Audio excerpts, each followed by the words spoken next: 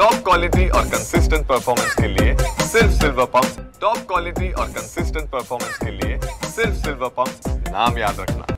2 दिवसांच्या संततधार पावसानंतर नाशिकमध्ये कालपासून पावसानं विश्रांती घेतलेली आहे। धरण पाणलोट क्षेत्रात देखील पाऊस नसल्याने गंगापूर धरणातून आता पाण्याचा विसर्ग कमी करण्यात आलाय।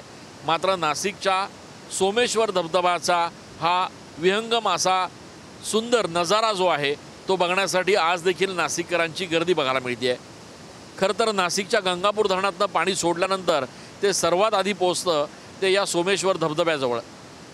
2 दिवस नाशिकमध्ये मुसळधार पाऊस झाला आणि त्यामुळे गंगापूर धरणातून जवळपास 7000 क्युसेक एवढ्या पाण्याचा विसर्ग करण्यात आला होता। एवढ्या मोठ्या प्रमाणात पाणी सोडल्यानंतर सोमेश्वर धबधबा हा पूर्ण क्षमतेनं या ठिकाणी खळखळून वाहत होता।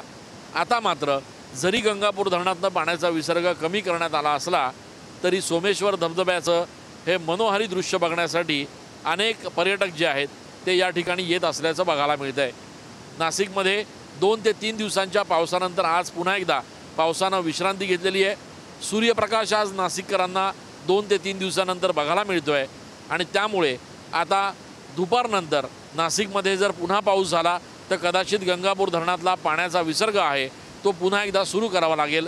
मात्र सध्या तरी सोमेश्वर धबधबा हा अत्यंत सुंदर अशा पद्धतीनं खळखळून वाहत असल्याचं बघायला मिळतंय। कॅमेरा पर्सन आकाश येवलेसह मी चंदन पूजा अधिकारी TV9 मराठी।